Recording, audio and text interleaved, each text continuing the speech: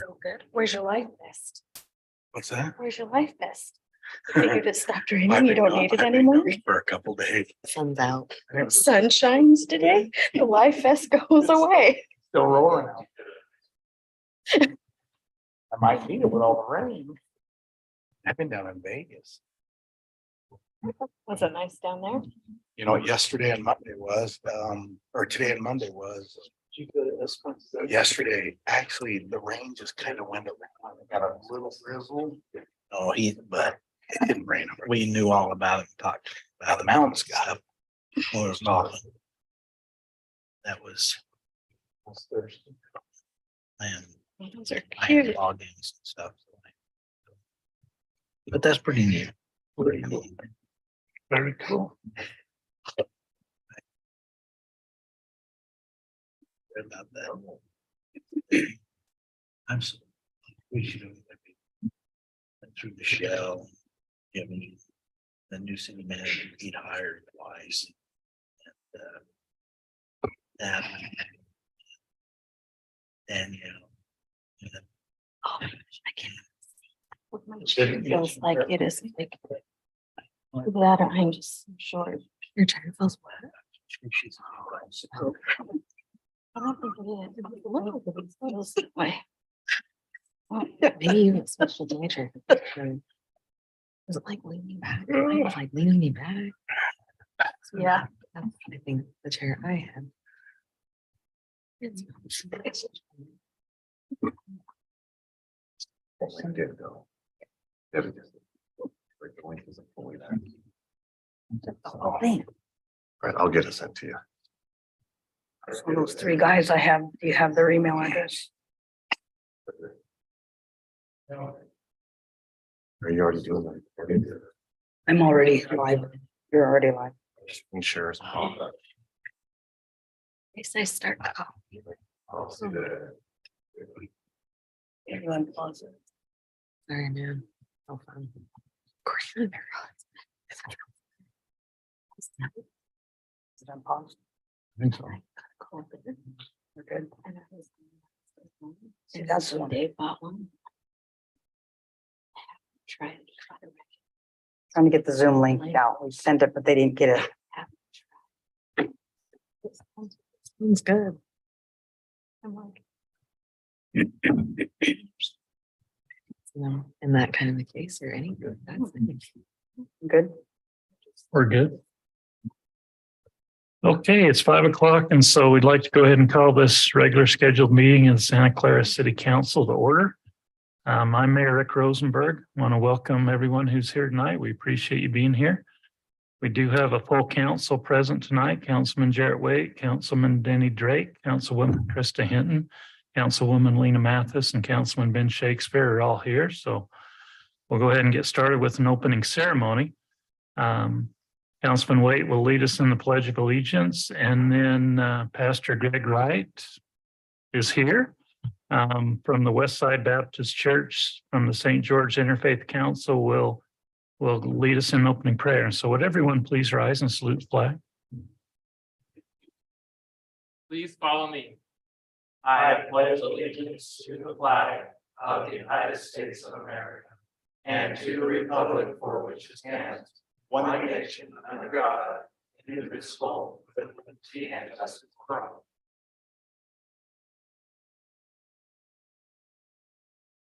Well, let's pray. Father, we thank you that you are so good to us in so many different ways. We thank you now for the opportunity to meet freely, and thank you for this community and this area. We pray for your blessing. Today, we're thankful for our weather, our rain, the snow. We've prayed over the years for moisture, and you've blessed abundantly in this winter season.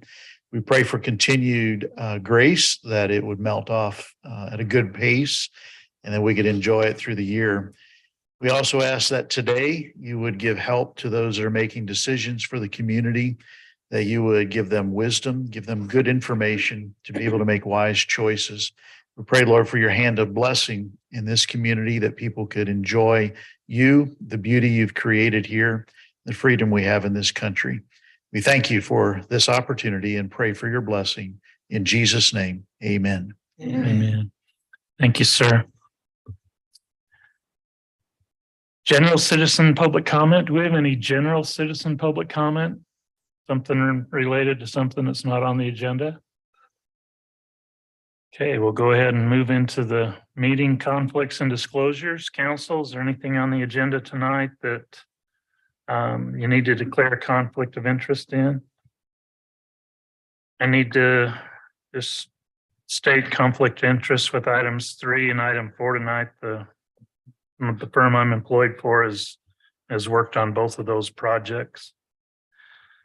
Any others? Okay, going into the working agenda, we have no public hearing scheduled tonight. On the consent agenda, you have before you the claims and minutes from the March 8th regular city council meeting, the March 15th city council work meeting, and the claims through March 22nd. On the calendar, the regular city council meetings will be on April 12th and 26th next month, and the work meeting will be on the 19th. So is there any question on any of the claims or the minutes? Anything needs to be changed?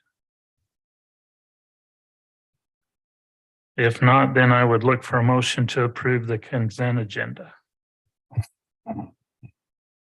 I'll move we approve the consent agenda as presented. I'll second that. Got a motion by Lena and a second by Krista to approve the consent agenda as presented. Roll call vote. All in favor, say aye. Jarrett? Aye. Denny? Aye. Krista? Aye. Lena? Aye. Ben? Aye. Ayes have it. Thank you, council. Item 5C, under general business, the youth city council presentation. Lena, are you going to lead us in? I'm going to lead us in and then we'll have them speak. So as mayor and council are aware, this last year we started the Youth City Council. And so they're coming to the conclusion of their year of service with us. So we wanted to bring them back, tell you a little bit about what they've done, and then have them give a report to you on what they've done. So they've provided service to our city this year, both at Swiss Days and our Sama Classa Bend program. They've learned about city government. Brock came and spent a night with them and taught them about city government. They've learned about public safety. They were able to visit with Chief Parker, toured the fire station, got into an ambulance, did a little about public safety. We attended elected officials day at the state capitol. They've met on 2 occasions with Representative Walter, learned a little bit about state government and legislation and how it operates. And then they've done a tour through the city and have just done a really excellent job being good ambassadors for the city of Santa Clara. I will tell you, 2 of our council members aren't here tonight. One had a family vacation plan that he's in Europe, and another one had some surgery, and so she is not feeling well and couldn't be here. But of the 5 of them, it's been my privilege because we have the most exceptional youth that I've been able to work with. We have student body officers, president of the soccer club, valedictorians, winner of Dixie's Got Talent. So we just have the most extraordinary youth, and you'll when you hear from them, you'll know how incredible they are. One of them asked me to read her statement since she couldn't be here. So I'm going to read that. And then once I'm done, I'm going to turn the time over to the other 3 and let them go ahead and you guys will come up, state your name, and they'll tell you a little bit about their reporting for what they've done this year. Right. So this is from Gwen Lamoureux. She said, I have loved being on the Santa Clara Youth City Council. It has given me the opportunity to serve my community in ways I never have before. I learned about our history and why this city is so amazing. Some of my favorite things were helping with bingo at Swiss Days, handing out donuts and hot chocolate during the tree lighting. I have loved every experience I've had being part of the Youth Council. It has given me numerous opportunities. I am so grateful for it. Thank you, Gwen Lamoureux. So if one of you want to start.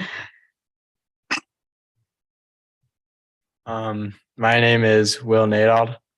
I'm really grateful that I was able for this experience and what I've learned, and I'm grateful for these guys for joining me and helping it be possible. And I'm grateful for Mathis, who made everything possible and planned everything and gave us all these experiences. I learned a lot of things like how the government works and how much work it takes to keep the government rolling. I think a lot of people are skeptical of the government because they don't understand how it works. So that it opened my eyes for that. And that's about it. Thanks, Thank you,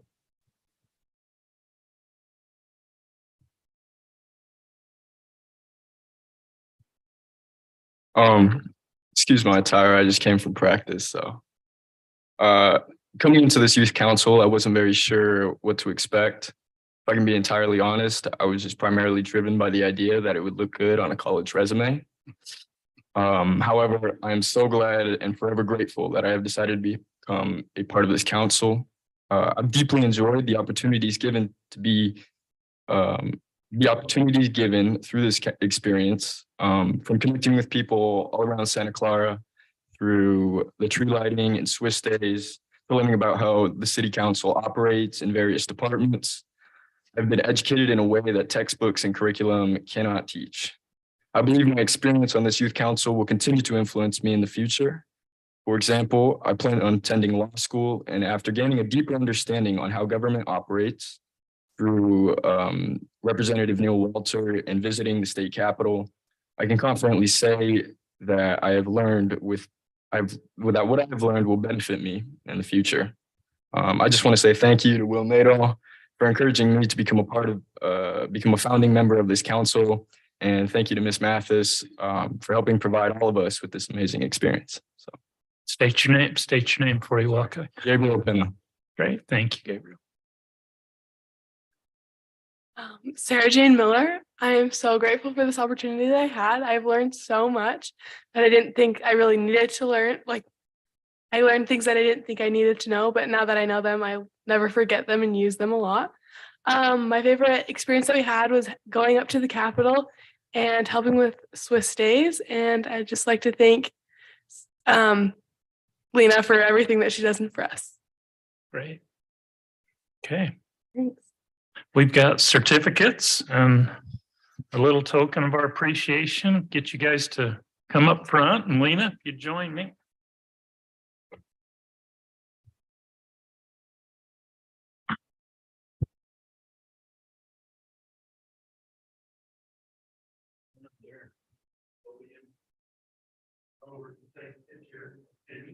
Okay, this is where you.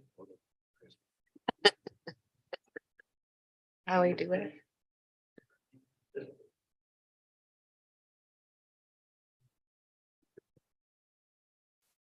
Just want to look here. Smile. Ready? Come on. Good morning. And first, for each other. I want to say thank you for what you've done. Good luck. And he's told me that guys that she's been charged with finding your replacements.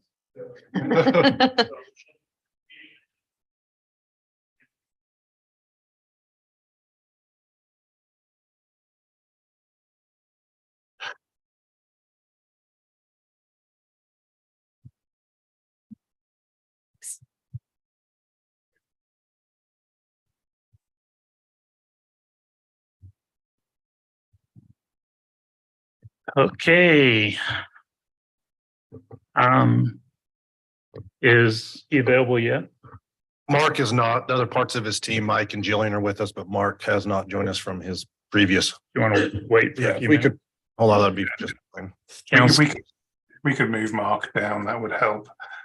Is that- Mark's not going to be here for a few minutes, so we could do 3 and 4, and then hopefully he'll be here by the time you've completed those.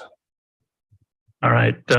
Council, with your permission, we'll table item 2 for a few minutes and until Mark can join us, and go on to item 3. Discussion and action to consider proposed PDC zone change amendment and site plan review for a professional office building on approximately 1.02 acres for a proposed dialysis care center. Jim? Thanks, Mayor Rosenberg. The applicant is Austin Anderson, and we had told him to come around 6 p.m. because we were going to have item number 2 first, the power cost adjustment, which took a good amount of time last week. So he's not here. He may be appearing soon, but we think we have this covered. So let's go ahead and go to the site plan. I have the different sheets.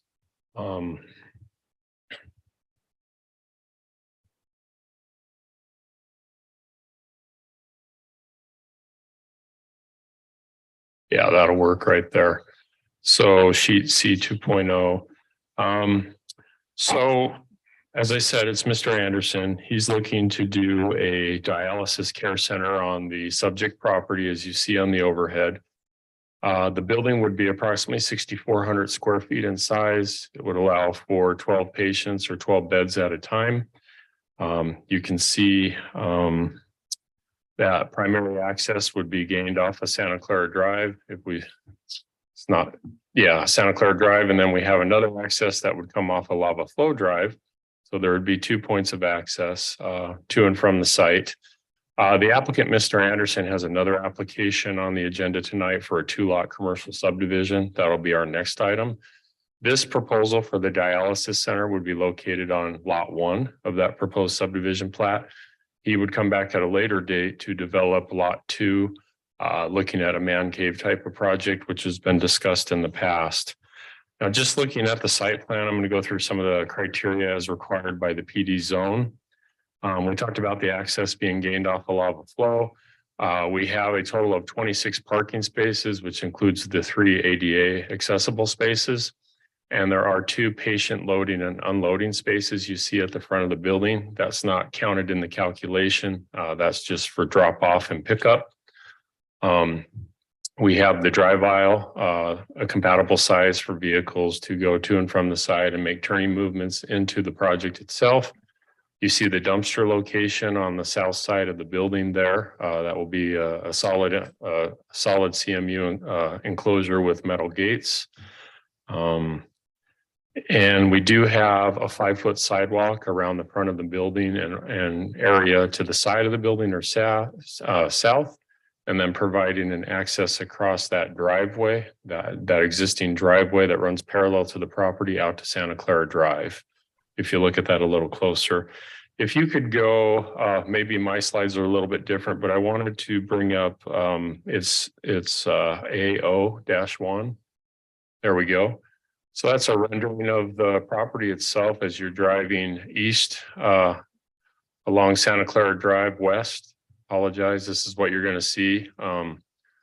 Again, this property is located between Lammy's and the thrift store, auto store use on that vacant parcel that fronts on Santa Clara Drive. You see the one sign that's proposed there on it.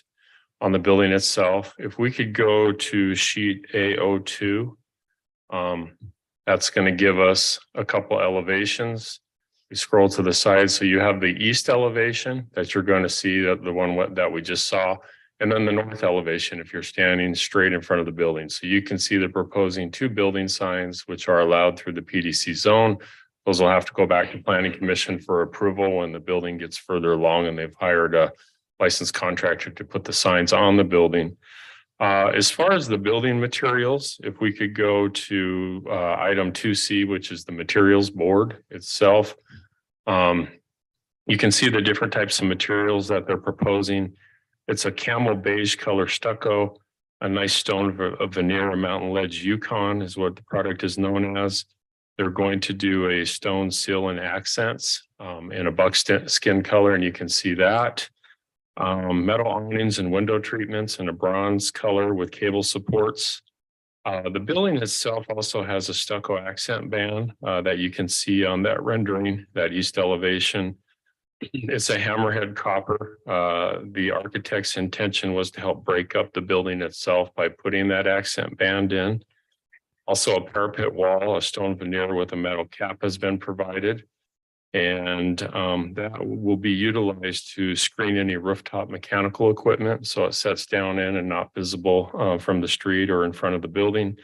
And the building height is approximately 23 feet in height. So The zone allows up to 35 feet in height, but if you go back to the rendering AO-2, it shows the building's 23 feet in height.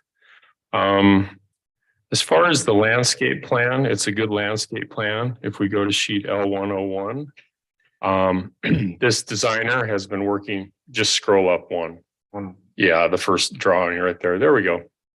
This particular individual has done quite a few plans in the city of recent date. He's very familiar with our new ordinance, ordinance 2022-05, water efficient landscaping and conservation.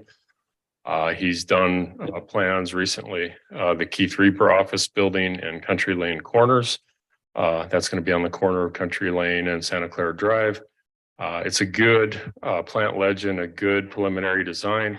We'll look at this a little bit closer when we get further into the project itself, as far as the building permit review, but it appears to be a good design to meet ordinance requirements. As far as outdoor lighting goes, if we could go to sheet L101. Yeah, that sheet right there. I'm sorry, A1. That's a good sheet because it gives you a colored rendering of the landscape material. It gives you the ingress and egress to and from the site. It shows you truck turning movements, the parking. And then also it may indicate some of the locations of the outdoor lighting. The outdoor lighting itself will have to meet code requirements. The light itself cannot exceed 16 feet in height, including the pedestal that it sits on. All lighting has to be shielded and directed downward to avoid light spill on adjacent sites. So the designer architect did submit some stuff showing that they meet our code requirements. Again, we talked about the parking, 26 spaces. The building is required based on the size, 6,400 square feet. The minimum requirement is the 26 spaces that they've provided. So they meet the code on that. There won't be project fencing. This is a commercial or office type use, so no fencing is needed or necessary. We talked about signage that will come at a later date. A couple more things we like to review with all our projects is water availability is one. The applicant will need to obtain the will serve letter or other verified documentation from the Washington County Water Conservancy District prior to obtaining a building permit. Dust control in the area, although this is adjacent to Santa Clara Drive with some light industrial and commercial uses. Just to the east and to the south of the property, we have residential areas. So we need a dust control plan. That'll be part of the process in gaining a building permit. And then we did have a traffic memo done by Aaron Baker with Horrocks Engineering. If we could go to item 2D, he did a memo and a little map here. You can see if we scroll down to the second page, that's the site. And then you can see the accesses that he's circled. Basically, it's pretty minimal. The traffic memo indicates that there'll be an increase in 20 total vehicle trips during the AM peak hour with 25 vehicle trips in the PM peak hour. So it's a pretty negligible effect to the traffic in the area. And we should have good flow in the area. It is a signalized intersection. And so this was a public hearing with the Planning Commission. So we did send notices to all property owners within 300 feet and post the property prior to the public hearing. We did not receive any responses or have anyone come out to speak to the item.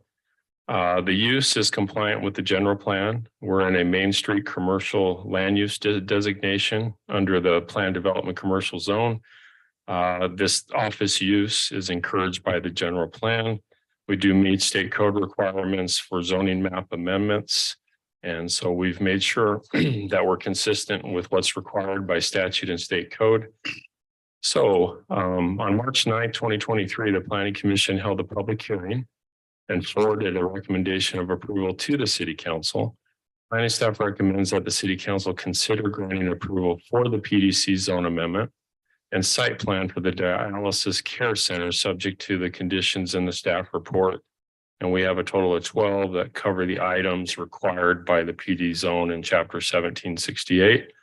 And that's my presentation, Mayor. I'll turn the time over to you. Any questions for Jim, council? Just confirming the access for both accesses are already existing. They are. They're gonna be shared access for that whole thing. Yeah, and we have a condition addressing that with the subdivision plat because they're working on a reciprocal access agreement because Austin intends to keep that northern access, that drive that goes along the roadway, that will remain open for east-west traffic. And then the same with the access to the east on lot 1 off of Lava Flow, providing access to this area as well as his future lot 2 for the man cave project. So That was my next question. Yes. It'll be the same access for the lot 2 as well. yeah, and right now the concept shows a second access to the south, but we'll see when we get the plan for that and proceed. But right now it's just a concept. He hasn't progressed to this level. So. Other questions for Jim, council? I know painting the utility things on the side was part of the planning Yes. commission. Yes, and that did come up and sorry, I skipped over that. I did not mean to.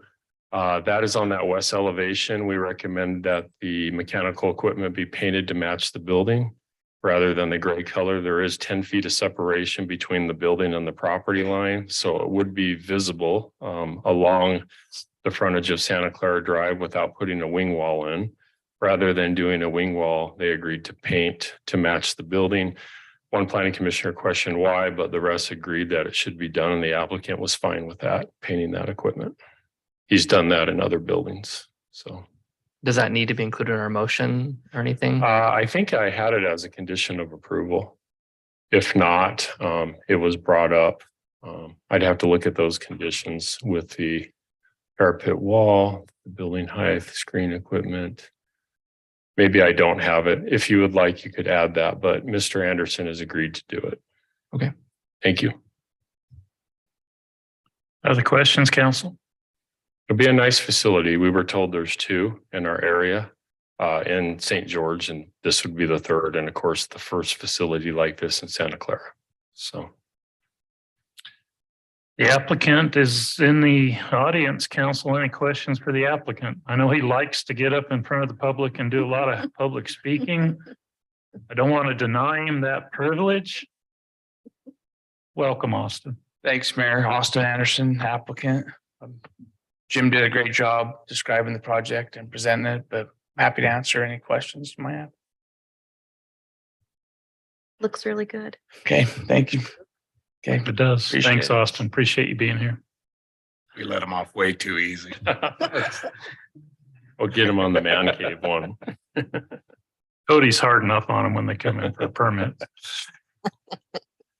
Okay, council, any discussion? If there's no discussion, then I would look for a motion. I can make that motion. I move that we approve the proposed PDC zone amendment and site plan as presented for the professional office building for the proposed dialysis care center with the inclusion that the utility boxes will be painted to match the building on the west side.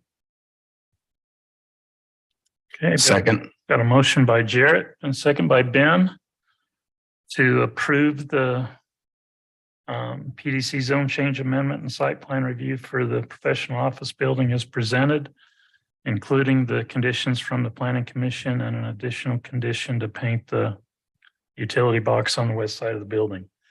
Any question on that motion? Let's do roll call vote. Ben? Aye. Lena? Aye. Krista? Aye. Denny? Aye. Jarrett? Aye. It passes unanimously. Thank you, council.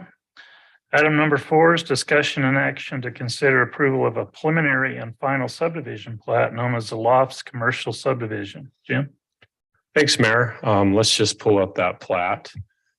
This is a 2-lot commercial subdivision plat application. As a result, they're asking for preliminary and final to be done together. As we previously mentioned, the dialysis center would be located on lot 1 that has frontage on Santa Clara Drive. And lot 2 would include a man cave type of project that the applicant Austin Anderson is looking to do. So he would remain the owner of that piece. So lot 1 is proposed to be just over an acre in size, 1.02 acres, and lot 2 is 1.07 acres.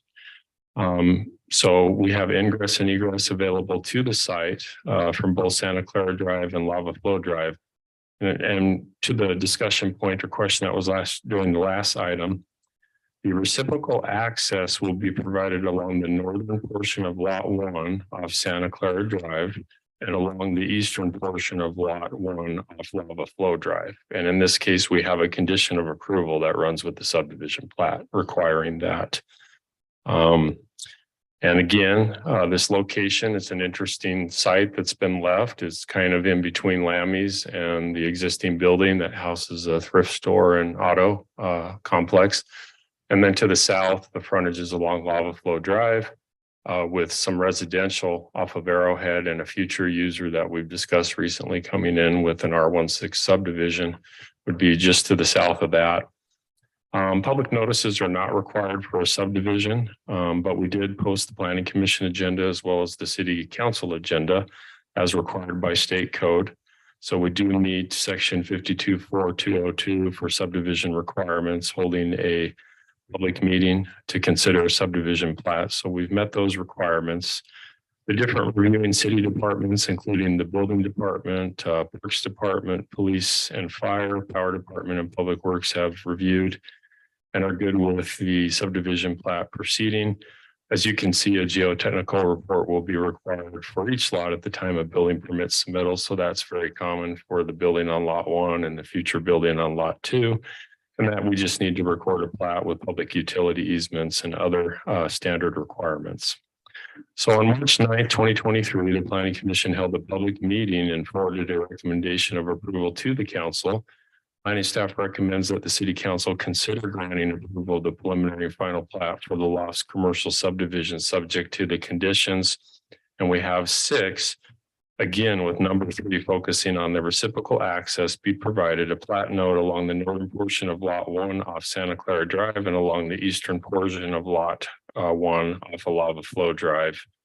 The applicant has also indicated that they're working on a kind of an outside agreement dealing with that access. And if you have questions, he's willing to discuss that like he did at Planning Commission recently. But that's what I have on this item, Mayor. Thanks, Jim. Questions for Jim or the staff, council? Just one, the south end of this property, is the retaining that's required, is that further south on the adjoining property or is that going to be on this property? Austin, do you? On that very south edge. Yeah.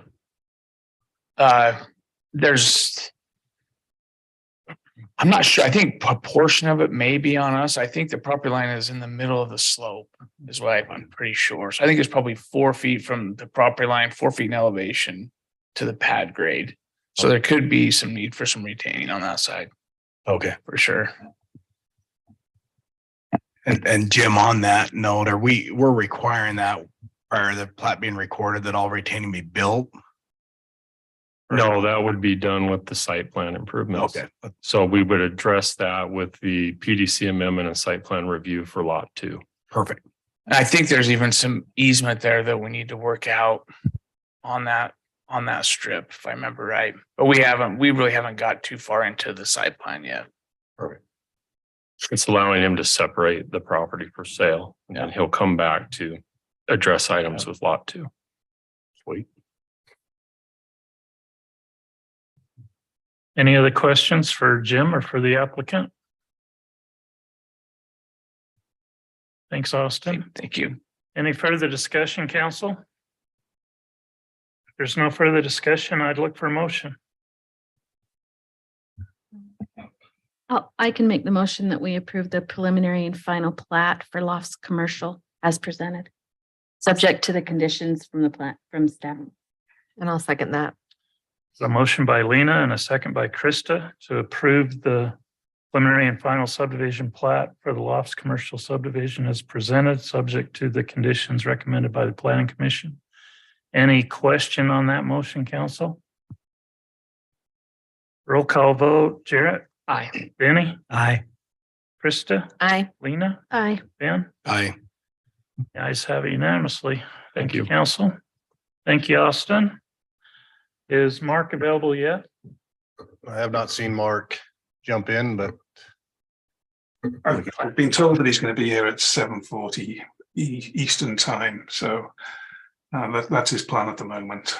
Only 6 minutes. We can do reports. All right. Item number 6A, mayor and council reports. Ben, Mayor, I have none. got to stall this out 6 minutes. Oh, all right. Just kidding.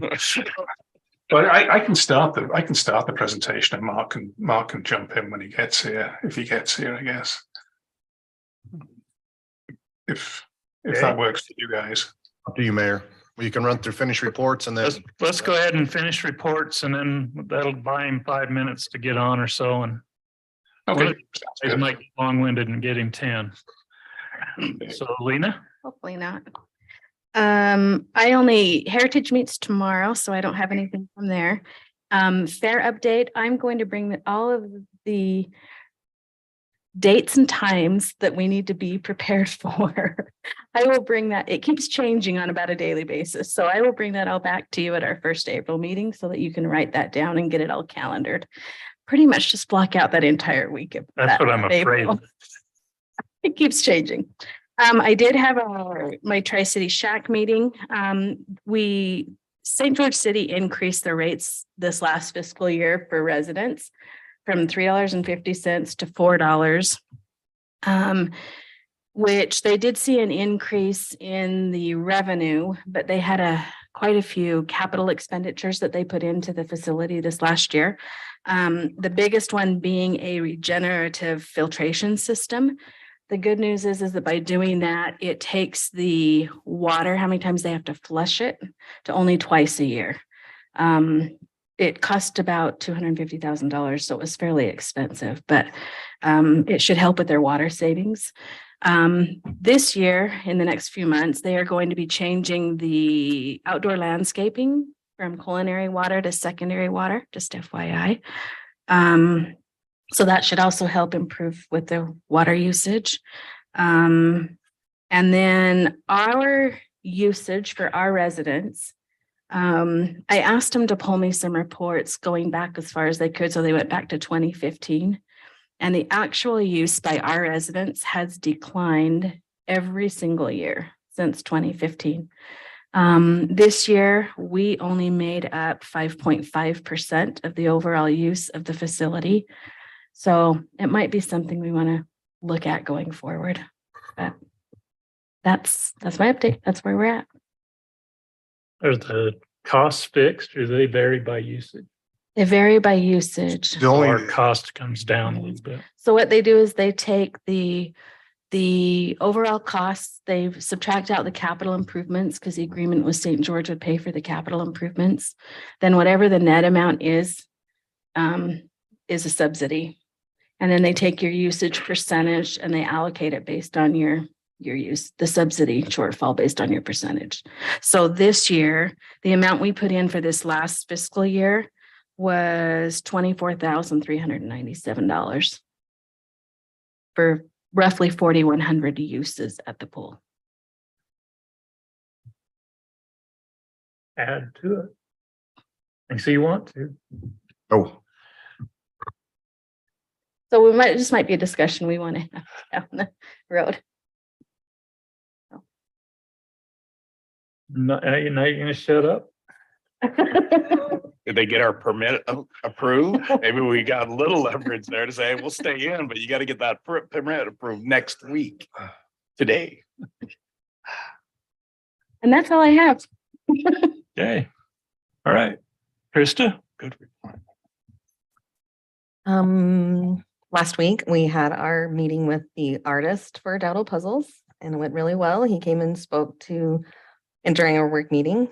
Not all of you were here, but he's really excited and has a great celebration planned for our Swiss Days. For the Thursday night community dinner. It's going to be big, so you'll want that on your calendar. I guess I will change my travel plan so I can be there. But it went really well, and he's waiting on a lot of photos from me, and so I'll be working with the puzzle committee on that, so we'll be ready to go. And I did attend the municipal elections presentation by Amelia Gardner and Josh Daniels. out of Washington City. Councilman Waite was there as well. That went really well, and they had a lot of great information about kind of the responsibility that the city takes on if they do their own elections. Some things that I hadn't considered before, such as we would be responsible for all ADA accommodations. So if we had anyone that was a blind voter or a voter that couldn't get to the polls for any reason, we are responsible for making sure they can vote. That's something I hadn't considered before. And they have specialty paper that they use. They actually weigh it. They can tell when an envelope comes in if that's the right, a real ballot or a photocopied paper or some other kind of wrong paper. So I took a lot of notes there, which you're welcome to ask me about it, and I can share those with you if you want. And then how much more time do you want me to take? Yeah. I attended the Washington City State of the City yesterday, and that was really interesting. And they announced a huge project going in out by the airport, their industrial center. They will start with 2 new buildings. The first ones will be 150,000 square feet each. And for context, the Washington City Community Center is 110,000 square feet. So they will start with 2 of those. The biggest one will be 750,000 square feet. And so they're very excited about that. And a lot of great things going on out in Washington too. And they're huge distribution center type buildings out by the airport out there. Big project. Enormous. And low water usage, right? And low water usage, that's true. That is true. Thank you, Lena. Danny? Nothing. Jarrett? We had a CEC meeting yesterday, and financials are looking good for the CEC. The only concern is we're back in the black. I've been in the black for several years now, but there isn't a whole lot of extra at the end of the year to put into reserves. And so there's a pretty lengthy discussion about how to get a reserve. Like if a camera went down or the router or something, it could be $50,000 to $100,000. And so Mayor Hart floated the idea of a small extra assessment on all the cities. So it'd be like a 5-year plan to get up to $50,000 or something, or $100,000. So he floated the idea of $2,500 extra per year per city, but we didn't make any decisions on that, and we could talk about that more later. And then the other interesting idea that was brought up was, they're always looking for content to put on the station, and there's a fair amount of student films available. The only caveat is some of them border PG-13, maybe even R-rated. They're not officially rated, but usually it's language that's the issue. And they were considering putting that on late at night. It's a cable station, so there's no FCC regulations or there's nothing stopping them from putting R-rated shows on it. But council, do you have any views on if there's strong language from a student film that it shouldn't be shown on that station, since we're funding that station? That might come back on us. They talked about maybe putting a little banner on the bottom, student film from Utah Tech, and then having that thing before saying this program contains strong language or something like that. But does anyone have any opinions on that I can take back to the committee? The committee was kind of like wishy-washy, like it's probably fine, but I don't know. And so they asked us to just go back to our councils and see if there's any feedback. Well, I would certainly think that some kind of warning, if you're going to do that, needs to be placed in.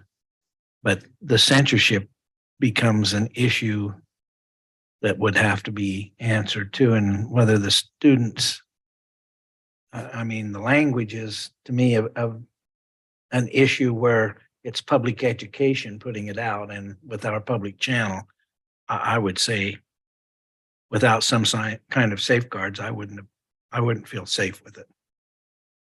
Okay. Tend to agree. It's not really an entertainment channel as much as it is a public education channel. Maybe the content needs to stay that oriented that way. But council? How late into the night do they run the content? It's a 24-hour station. And if you look at it, a lot of times there's just like a banner with like the weather or something. And so they were talking like a 10 to midnight block. They'd call it like the student film showcase. and they would just queue up the student films. The idea was just to have another form of distribution for these films that are good quality. They just don't get a lot of run anywhere. It's just kind of content just sitting there that they could run. They just need the board's approval to do so.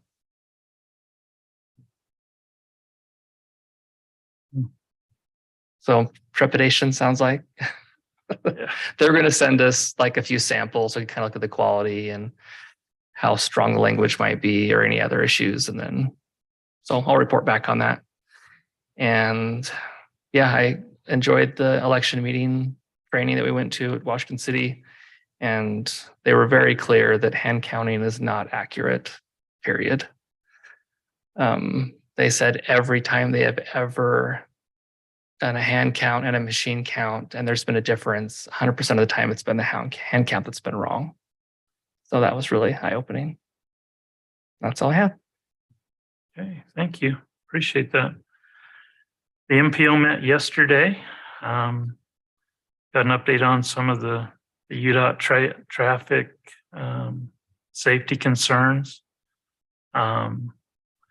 They asked the COG to fund a traffic study, a safety study that would basically be a countywide safety study to look at safety concerns on state routes throughout the county, and that happened. So that was funded. At least it was a match for a federal grant to do that type of work.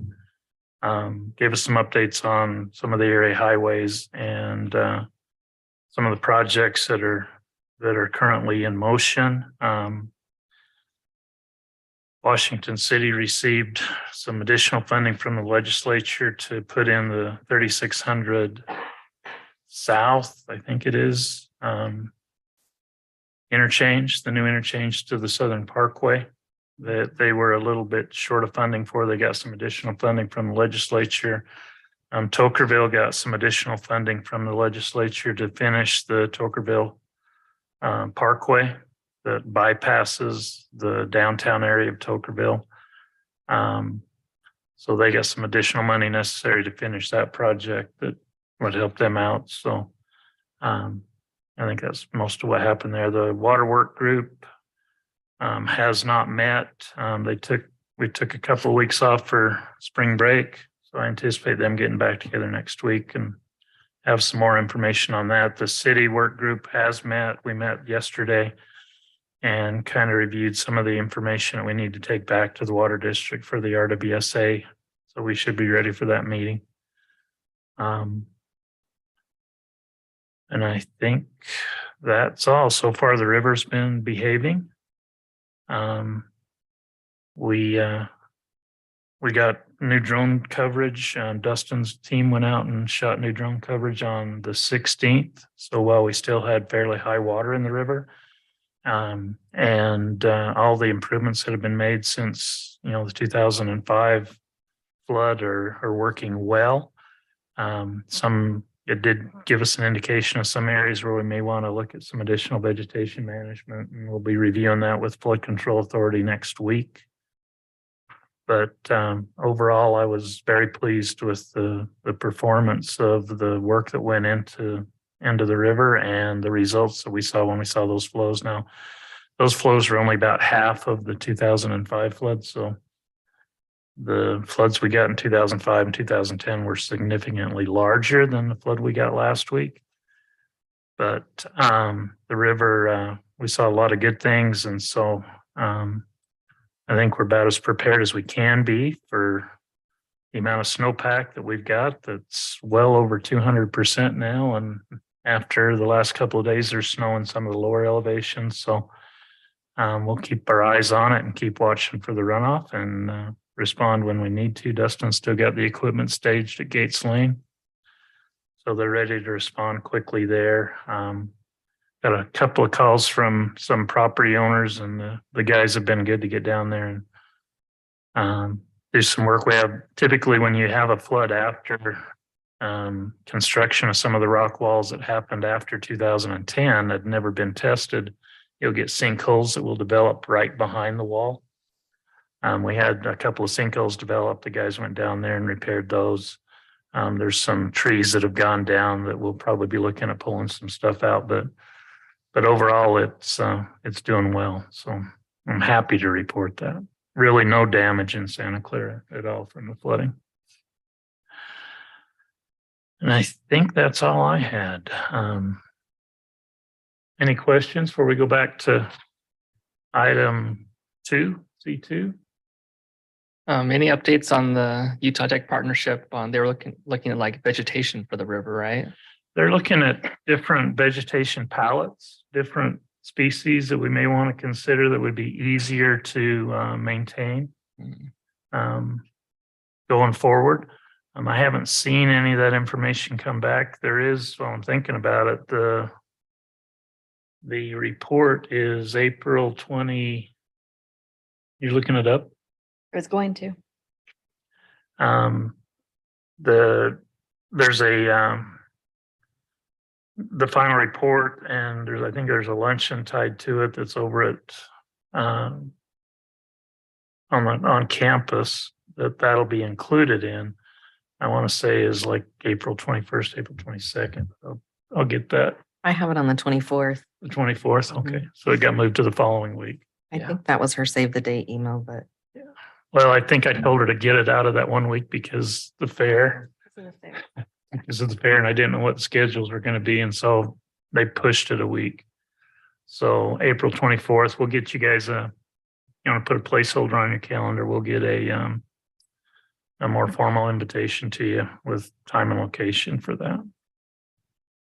But yeah, they are looking at vegetation. They're looking at GIS mapping down there that affects the river. So several of those projects impact the river. Any other questions, council?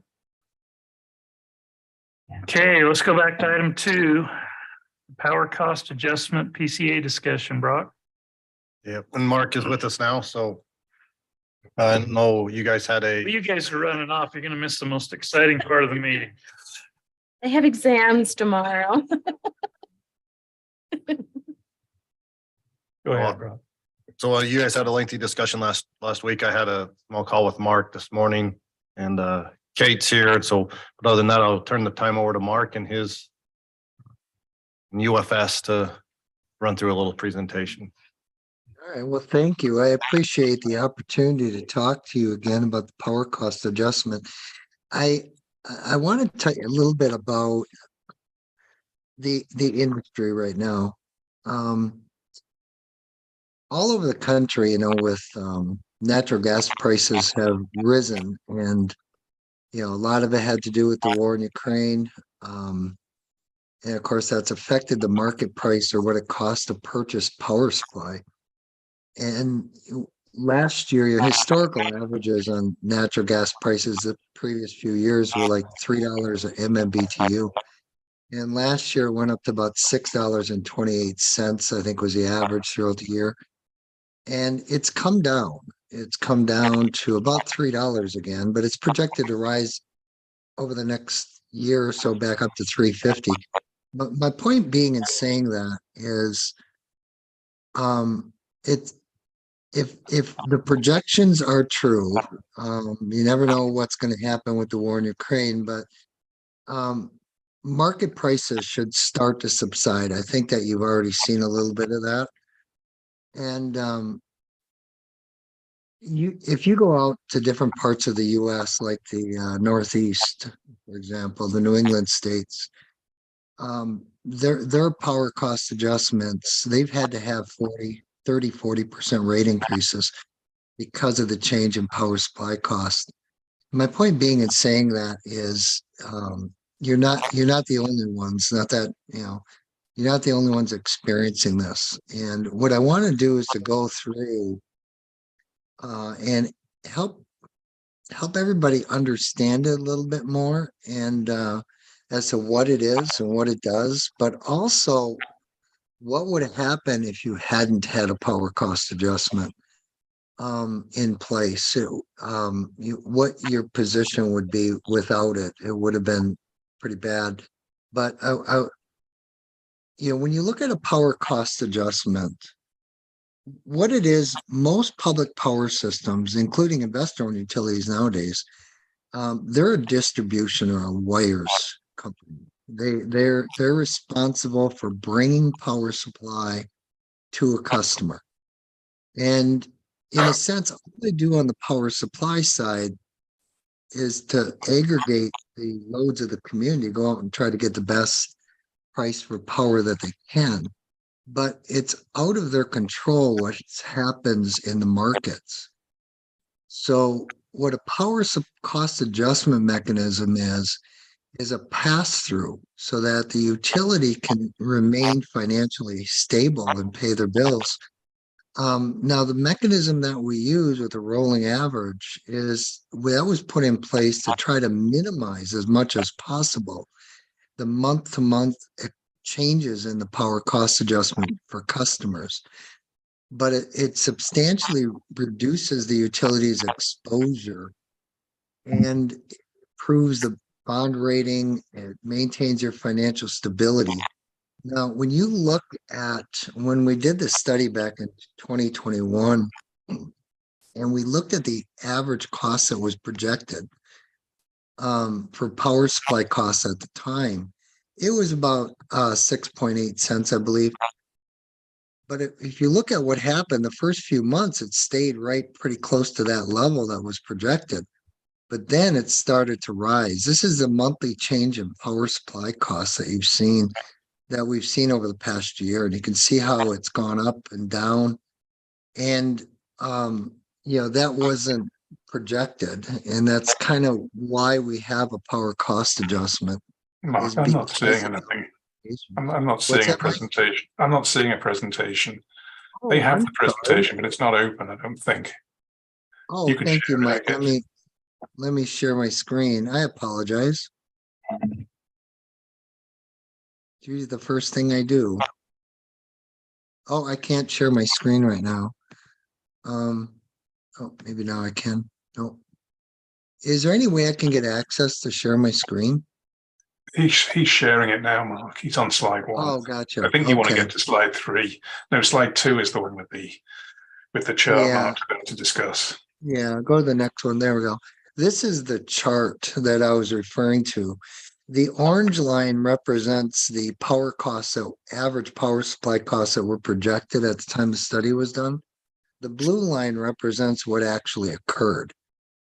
And you can see the variations in average cost of power supply. It was projected at 6.8 cents, but you can see in December, the power supply costs are over 20 cents a kilowatt hour. Now it is projected to start to come down and be mitigated, but it's going to be a while before the power cost adjustment actually reflects the full change, and we're hoping it stays down. But this is what has occurred. Now, could you go to the next slide? Now, when we look in the future, as I mentioned, we have a person in our company that looks at fuel risks and projects out natural gas prices and fuel prices moving forward. And in looking at the markets, they have stabilized and they have declined and projected to continue to decline. But like I said, there's a lot of uncertainty in the markets right now. So if you want to go to the next slide. Now, what would have happened, the power cost recovery mechanism, when you look at your power supply costs, this is just for 2022, they were about $5.5 million. And in the base rates, we had only projected about $3.6 million in power supply cost. Now, the power cost recovery mechanism picked up about $1.6 million that was recovered in revenue through that mechanism. If we had not had that, we would have taken out of reserves. And unfortunately, right now, we don't have those reserves to buffer that. So the PCA is what's really kept the utility stable. I know it's very difficult for customers because of the levels it's at. Now, before I go away from this slide, though, I want to ask if there's any questions about this part of the power cost adjustment mechanism and what was recovered.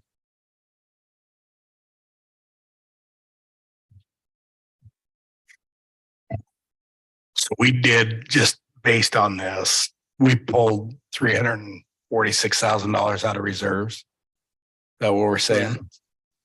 It is, we pulled out 346, but we'll recover that over the next 6 months. Because the 6 month is a rolling average, so it's never going to be exact. It's always going to be lagging. So you can see we're under recovered right now by 346,000. So are we basically saying power rates are up by, are we saying 35%? Yeah, go back to the table of the rates, Mark. This is the part that makes the discussion we had last week about trying to use the base rate to pick it up. Look at the blue line and tell me where you'd have to set the red line to be able to make up the revenue that you need under the bar. I mean, you'd have to set it way high. You have to increase your base significantly to make up the difference, that 1.6 million dollars. I think, it's throwing darts at a dartboard. I don't know for sure trying to where it's going to go with your base rate. It's going to be hard. Yeah, and what would happen is we'd have to change the base rate so frequently, and of course that requires approval, council approval. Having a power cost adjustment mechanism is automatic, and it's actually part of your rate tariff now. So it's able to be recovered. Now we can, with council's approval, increase the base. And my last slide actually discusses that. Because one of the things that I think one of the council members asked was, this one here. If you was to increase the monthly facilities charge, and that's something that can be done. Like if we went from $20 to $25 a month. Now, if we did something like that, it would help. It's not going to mitigate it totally, but the base power cost, which is 6.56 cents, if we increase the facilities charge, the base will go up to 6.97 cents. And by doing that, if you look at the power cost adjustment down near the bottom of that table, it would reduce it from projected 7.8 cents to 7.4. So it would have an impact, but not a big impact.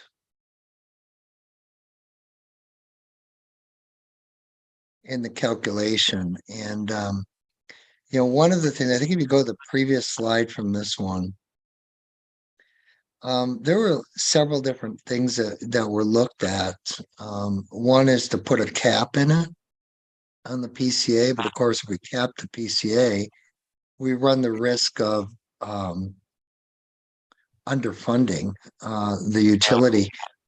If we put a cap in at 3 cents, for example, in the past, if that was in place over the previous 12 months, we would have underfunded the power supply cost by $700,000. That would have had to come out of reserves. A cap of 4 cents would be $535,000, and then 412, 374, and at 7 cents would be 346,000, which is where we're at. Now, when we look at your restricted cash, and this is as of June 30th of 2022. You have about $2.5 million of restricted cash that is part of your impact fees, and it's restricted, but it is available to you. Then you have cash that's restricted from bond monies of $4.4 million, but that is not available to you. Those are restricted. They have to be used for specific capital improvement funds.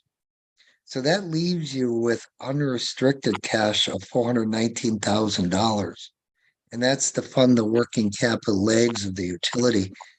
So you can see that if we put a cap in, we wouldn't have had the money available really to, unless we drew out of the restricted cash from the impact fees, we would not have had the money available to actually maintain that cap for very long. We would have had to release the cap.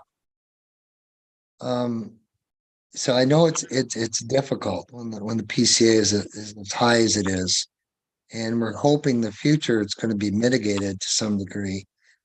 But you know, these options in the end, we have to recover the cost. You know, because we don't have the money to be able to take it out of our reserves, and so you know that's what it comes down to. The question becomes, how do we fund it? And if the PCA is the mechanism we're currently using, you know, if we hadn't had the PCA in place, it went in place in January of 2022, and it was first implemented in March of 2022. If that had not been in place, we would have been in a lot of trouble.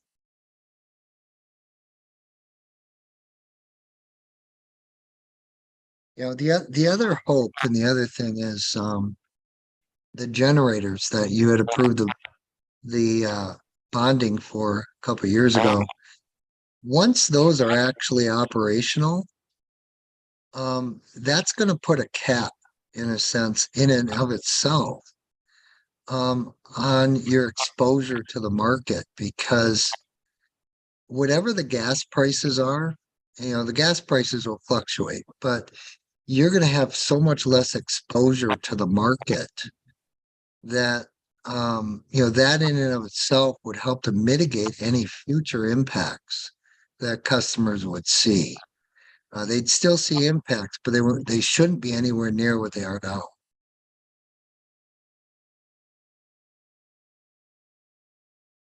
If I could open it up to any questions at all.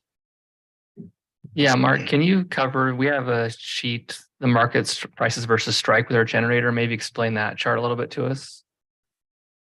That's mine. Oh, is that? Okay. Or maybe Yeah, if you, yeah, that would help us understand as well. yeah. Do you want to show that chart, Chris? Yeah, I think he's getting it up for you, Mark. Okay, good. It's that item 2B, I think. Yeah, it's in our packet. It's a PDF. Right below the one you were just. Oh, and then this one. And then hairs and then that one. Below that is. Oh, it's right here. But mine doesn't.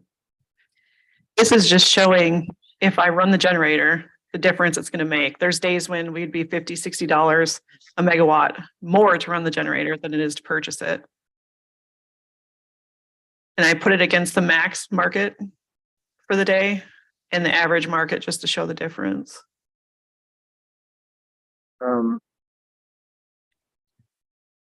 Market. Okay, I'm just looking at January 2023 on January 30. Good with averages. Yeah, those are averages. Yeah. February. The market price was so much. $250. And when you say strike price is what it costs us to run the generators for 1 megawatt. Gotcha. So that'd be $105. So you can see in looking at that, I'm surprised as the strike price varies so much from day to day. Well, we generate the strike price off the market price for gas for the day. I see. Oh, okay. Okay. So it looks like there's times when it's economical to operate and times when it's not. Correct. Yeah. But you could hedge the gas, which would stabilize it. We're currently looking at hedging fuel through UAMS, our co-op. Oh, you are hedging it? We are looking at it right now. I'm looking at getting it for the rest of 2023 and 2024. Yeah. And that would stabilize that strike price. Yes. That you're showing there. So, but that would be your ultimate cap because it's whatever your fuel costs are then. Yeah. Rather than having that exposure to the market. Yes, and if we hedge, right now it's looking at 321 a decatherm. 321. Yep, that makes sense. That's Oh. about what I've seen, yeah. That's what we're trying to push for. I'm working with UAMs currently on doing that. So what would our strike Yeah. be? That would bring our That strike hit? down to like $52. Okay. So why hasn't UAMPS done that in the past? Like, because you could lock that in for a term. It may not be a long term, but I think because the prices of fuel weren't that bad. So they just never did it. I can't answer for them, but now that it's so volatile, they're looking for ways to save prices as well. So it just seems odd a big utility like that doesn't to be able to have any consistency. Yeah, and if you remember, years ago, when Jack came and said, let's start buying our power, the natural gas through UAMPS, before we had just bought it, we paid for it, we'd get a bill from Questar at the time, Dominion Energy, we'd get it for whenever we ran. And if I recall, Jack came and said that with the bulk amount the UAMPS was buying, we could get it even at a better price, but at the time the price wasn't as much of a factor. So I can only assume the same as what Kata said. It just wasn't a big deal to go out and buy into the future. But that's why we ended up going with 2 UAMPS at the time, was buying in bulk, which has also created a little bit of a difficulty in running our generators because they want notice. we have to give them. Before we run our generators, they really want a 24-hour notice before we even run our generators, which has created a pickle. And we've tried to tell them, like, sometimes we can't give you 24 hours when it's something hits, or it's a cloudy day, but then the sun pops out and we spike in energy. We need to be able to run right then, which creates that problem, which we've had the discussions. Do we go back the other way and just go back to with Dominion and buying our natural gas straight through them and also doing our own part of hedging for the future? So Who are we supposed to give notice to? UAMPS. UAMPS? Okay. I have to give them a 24 to 48 hour notice to let them know what we're running our generators, how many megawatts, what hours, so that they can accommodate other facilities. And so that's the trick. And I think it also has to come through the distribution, Utah Power running, and how much power is running on the lines and stuff. But that creates the hard part for Kate and before scheduling and trying to say, hey, we're trying to go 24 hours out. What's the weather going to be? And sometimes the weather shifts pretty quick on whether it's hot or cool. And so creates just a hard time of trying sometimes to guess exactly what time when we need those generators to kick on. And the other downfall is one day I'll look at fuel prices and I'm like, oh, $5. And then when I'm running and I look, it's $20. Well, that's why it'd be good to have a locked price. Like I said, it just surprises me that UAMPS. Historically, though, UAMPS, when they were buying the fuel, was actually getting better rates than if we would have hedged. Yeah. It's just recently in the last year. See, over the past 10 years, it's been utilities, unfortunately, have gotten away from risk management practices related to hedging because markets were so stable. And, obviously right now they're trying to get back into it because the markets are unstable. But when you hedge, it costs money.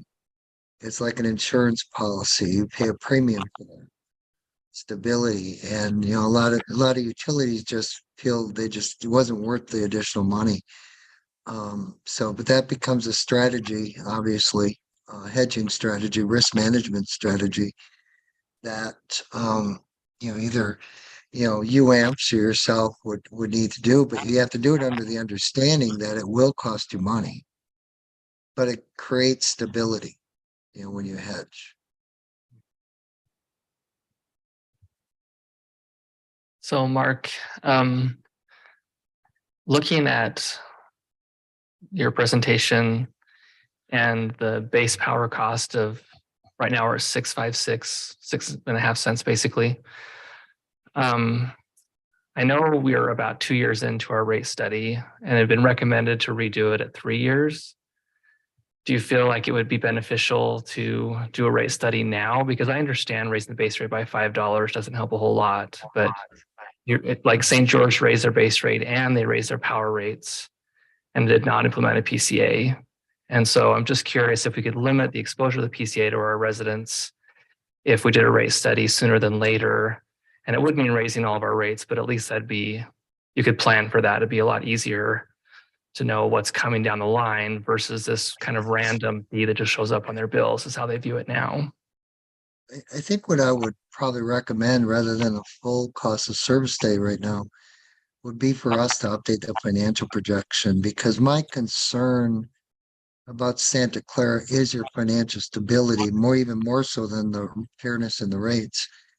And I think the update of the financial projection, which doesn't take as much time, would be something that would provide you the most amount of benefit. And then maybe next year, the year after, we could do the cost of service study. The cost of service study, I would, if you were telling me that you wanted rates for commercial EV charging, or if you wanted rates for the developed time of use type rates, then it would be worthwhile to do it. But I think that's something we can talk about offline to make sure we give you the best value. Okay.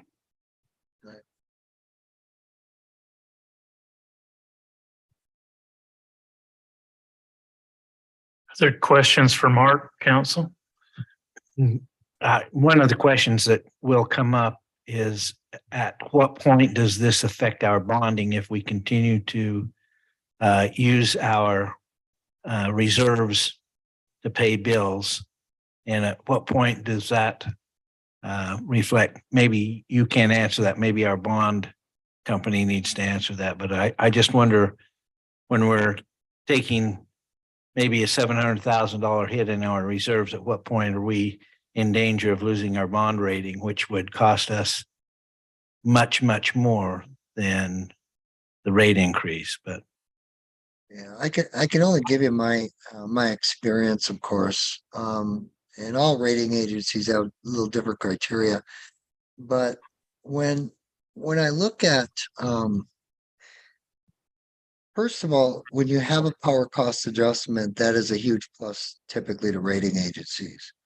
So just the fact that you have this, where 2 years ago you didn't, they're going to see that as positive.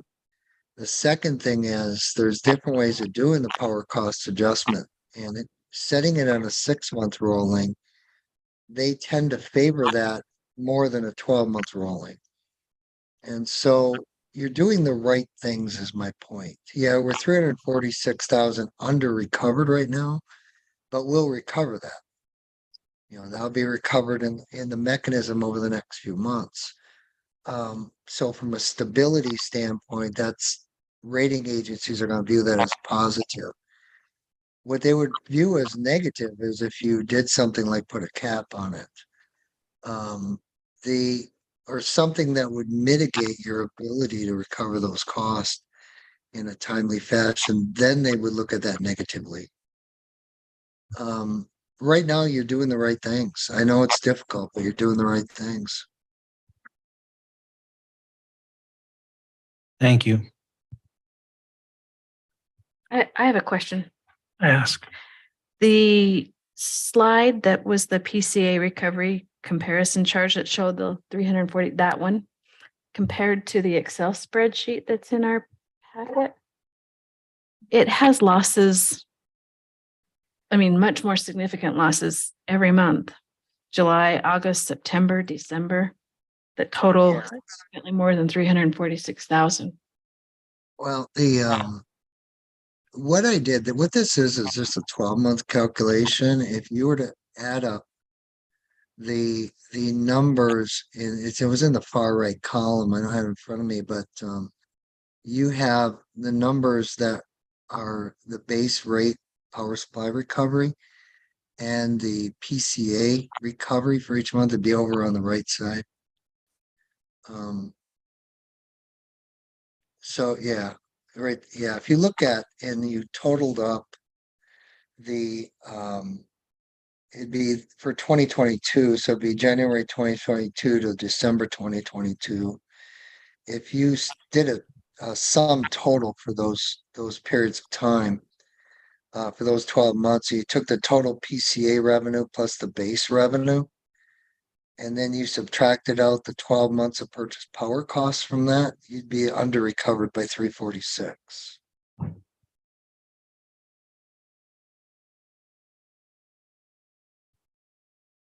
I think that what's different between this model and my calculation is I'm only looking at it from a 12-month period. This model's going back a couple of years. And that is what is causing that 595 you see toward the bottom.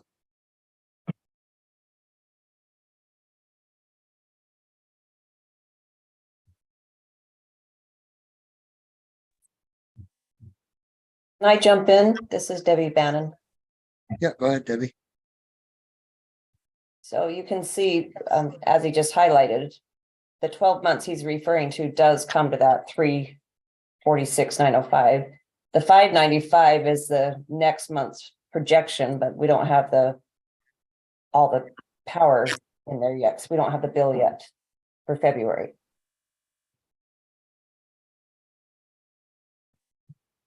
So as Brock or whoever just highlighted, sell January 22 to December 22, it does come to that 346,905.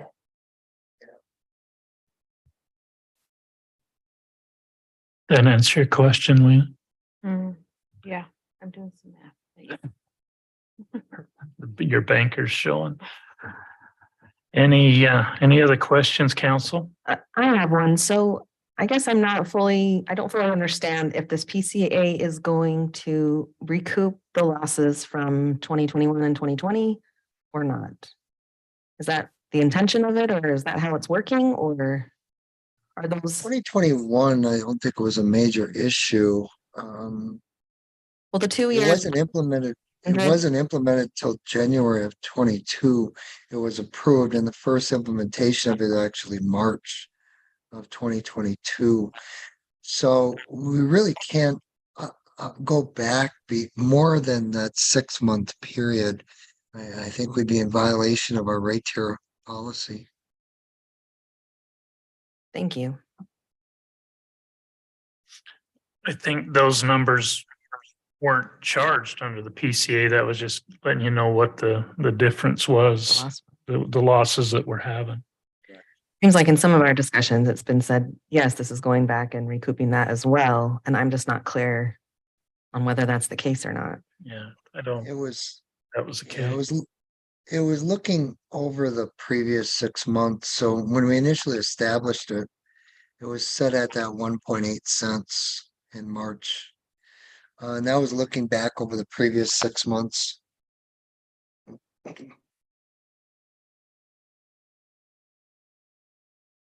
So those funds came out of our reserves then? Yeah. Correct. Yeah, some of it, most of it, yeah. And the only way we could use impact fees is if it was a loan, right? We'd have to borrow from the impact fee to make the payments and then pay that back at some point in time. That is true. I think what I was referring to when I was talking about the use of the impact fees, on a monthly basis, you're paying for labor, material, supplies, purchase power, and you're drawing that out of your checking account, so to speak, your cash. That $2 million that's in impact fee reserves is part of the buffer in that checking account, so to speak. So if you were to look at it, there might be periods of time during that month where your unrestricted cash actually goes negative, but then by the end of the month, it's back to positive because of that timing difference. Does that make sense? Mm-hmm. Yeah, I understand its ability to buffer, but. Well, yeah, to use it, you're right, though. We'd have to make a loan. If it was something at the end of the year, or we would probably have to take a loan out if it was showing that way at the end of the year.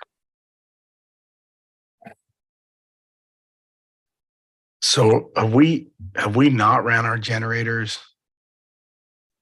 We haven't. I'm just reading, have we not ran them since September of 21? I mean, I'm seeing. Am I reading that wrong? Just generator kilowatt hours at the first line. Or is that something different? Is that a different line? We haven't been running them. They've been getting worked on and tested. Yeah, they've been, once we purchased them and they were installed, we were able to run them roughly 1 month, which Kate did brought analysis back where it saved us about $400,000 that month running. But since then, there've been consistent little problems popping up that Wheeler Cat's been working on. We had the new SCADA system being installed, which has also created some problems. We had problems, generators 1 and 2 weren't running up to their RPMs. They're running out about 0.25%. So there's been a lot of issues in Wheeler. They've been here working every week, most days, that now they're trying to get them figured out, but they feel they have them figured out now, but we haven't been able to for the most part. Did they finish the testing that was? The emissions testing is completed. Now they're just working with SCADA to test it to make sure that everything's running up to max capacity and showing what we can safely run consistently. So based on fuel rates, where they are today and where the market price is, we'd be, you're saying we're at $58 a strike price at today's rate? No, that's with the fuel hedging price. That'd be your cap. Prices start. What is the heat? What are the heat rates of those units? The heat rates, I Average. don't know off the top of my head. Oh, okay. All right. We just put a lot of money in generators and haven't been able to. It's been frustrating.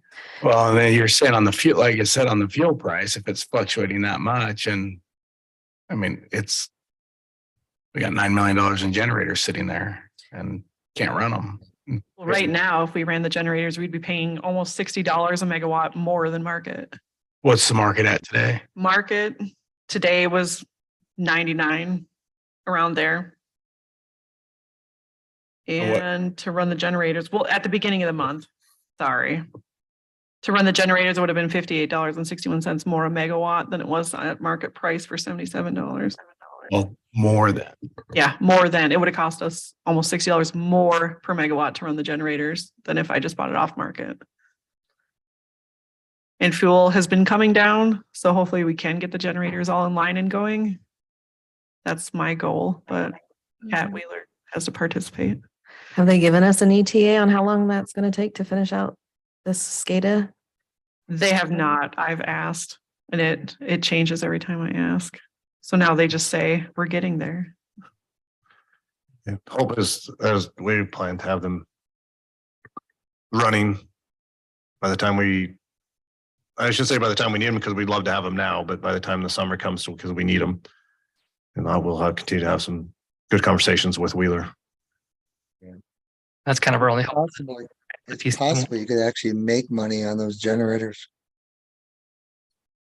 You know, if you don't need all the power and the market prices are high enough, you could sell it into the market, I believe, can't you? Yeah, that's what I'm looking at right now, to run the generator consistently. And then whatever we don't use, I can just sell on the PX, which is the power exchange through UAMs. Mm-hmm. Trick with that is that markets, the strike price doesn't include our capital costs, right? That includes everything. It does include our Yes, costs. it includes maintenance, everything on it. But the purchase of generators, it does not include the. I believe it does. I believe it breaks down. I believe it as does. well. I don't think it does. So that's where it The gets. strike price should only include, sorry. Oh, I was just gonna say, so yeah, that's where it gets tricky of like, we're not actually making enough money to buy a new generator eventually from that profit, as far as I know. So that'd be something we need to look into for sure. Jack's words were, he considered the generator emergency preparedness and did not have it in there. I As part of disagreed. it. I think it should be in there because you're gonna have to buy them again eventually. So. Yeah, it's a little different. When you look at whether or not to operate to sell in the market, you should only look at your marginal costs or variable costs, which would include the fuel and the cost to rebuild the turbines and the maintenance on the unit in a sense. The debt service on it is a sunk cost. It's not going to change no matter what you do. But what would happen if the market is higher than your variable cost and you sell it into the market, you're getting additional fixed cost recovery that you wouldn't have had otherwise. So what the generator tends to do is it gives you the ability to make some margin. But it also, to me, even more importantly, is it caps your exposure to the market, because your maximum cost is your fuel cost to run the unit. And if you're hedging, you have some stability in that. And so it gives you that upper boundary, so to speak. There's times when the market's can be cheaper than operating the unit, then you buy it from the market.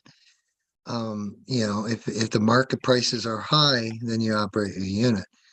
And if you have additional capacity in it, you can sell and make money from the unit. So, and that gives you margin or additional contribution margin. And again, the strike price, in my opinion, should just be that variable or marginal cost, which would be fuel and maintenance. And I think that's what you said, wasn't it, Chris? Kate? Kate? Yes, it's just, I believe it's just maintenance and running it. The strike price. I can look into it and let you know. I would be interested in like the carbon free project. I'll bet their debt service is included in their, what they're selling for. Right. It just surprises me that that's not, I can't really fathom not including your capital expenditure into what you've got to recoup. And I'm thinking of the natural gas up there in Nebo and all those places. I gotta believe the cost to build the plant is included in what they're trying to recoup in their production price. Well, I know on the bottom of the UAMPS bill, when you look at it, it shows there's two different costs. It's one that's just like, I believe like O&M, and then one that's total project for what your cost per kilowatt is. And Mark, may I ask you a question dealing with UAMPS and other members of the association? We certainly can't be the only ones that are losing money. And is there any alternatives better than the PCA that we've been talking about that others are using? Second question. No, that's the PCA is, in my opinion, the best method. The other utilities are experiencing similar, but their market exposures are different. In other words, some may have enough generation capacity to limit their market exposure. They may hedge their market. In other words, they may go out and say, I want to buy a 24/7 hedge or a 5/16. Those are hours and days, but hedge, and they'll purchase that. So that limits their exposure. And so there's different ways and different strategies that other utilities use to limit their market exposure. Now in Santa Clara, you attempted to limit your market exposure through the purchase of the generating units. So then your market exposure was limited to the variability in the natural gas prices. Unfortunately, that isn't what happened in the past 12 months. Hopefully moving forward, it will. I still think it was a great idea to purchase those generators, because it will, once they're operational, limit your market exposures as long as you do the proper risk management strategy techniques, which using UAMPS to do that. So I hope that kind of helped. Is there any questions about that? I have a question. Brock, can you go to the historical monthly power cost chart? So we're considering, it's in the same presentation, that one, yeah. So we're considering doing like town halls and kind of explaining the PCA better, as best we can. So looking at this chart, I could imagine that our base power cost for a future cost of service study would be somewhere between 9 and 12 cents is our base cost.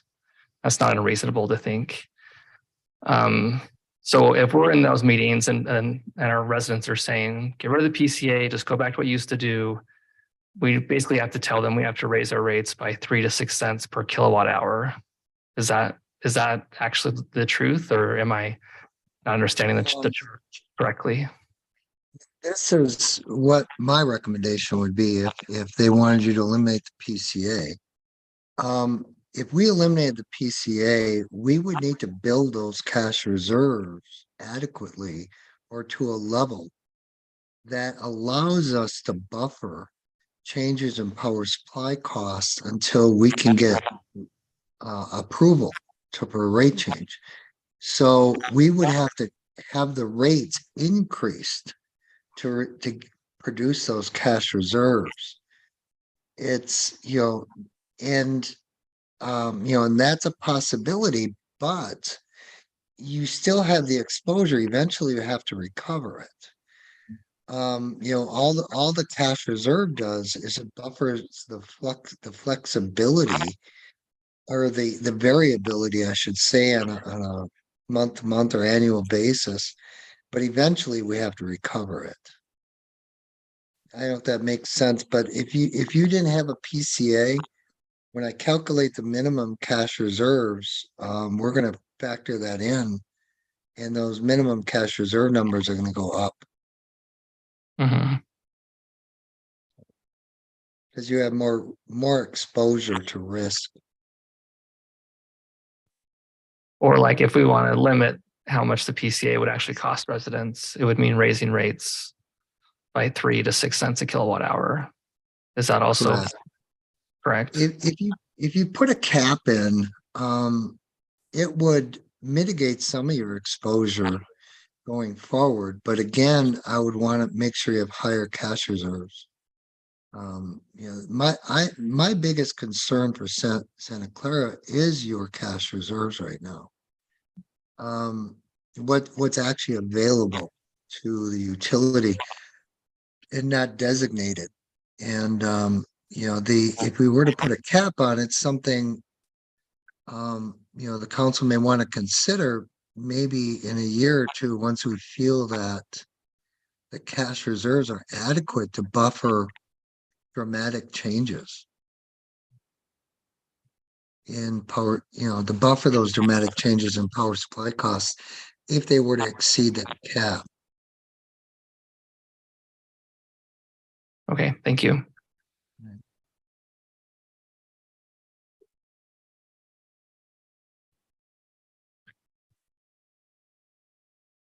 Any other questions for Mark, council?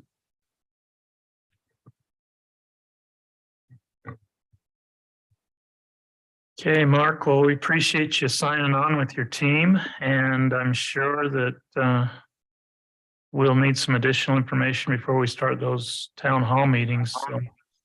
Yeah, absolutely. Anything you need, just feel free to give me a call. I wish I wasn't the bearer of bad news, but with these power cost adjustments, but like I said, it kept the utility afloat for the past 12 months. Without it, we would have been in really, really bad shape.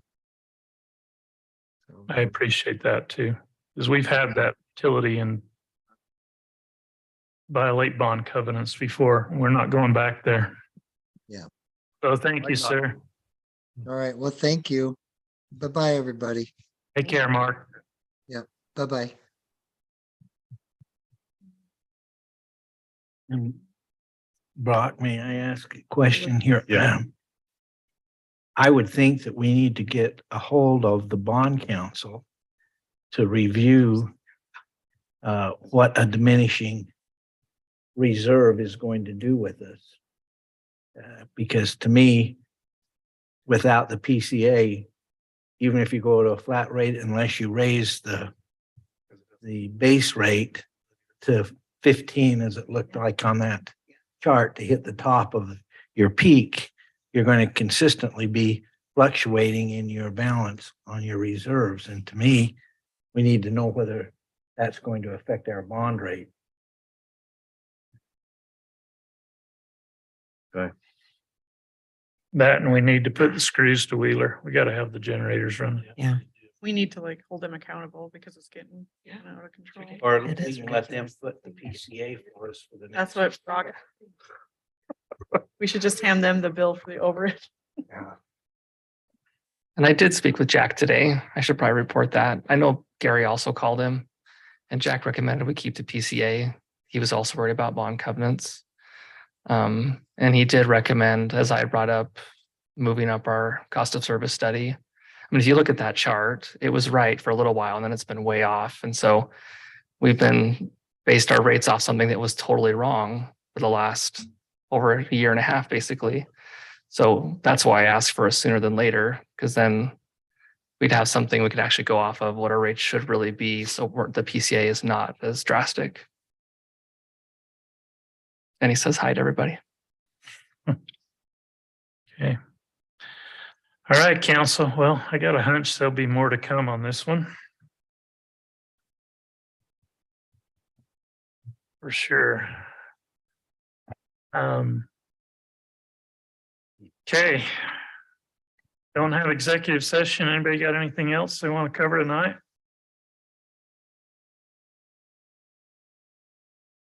All right, and I'd look for a motion to adjourn. So moved. Second. Got a motion by Denny and a second by And can have- Krista. All in favor, say aye. Aye. Any opposed?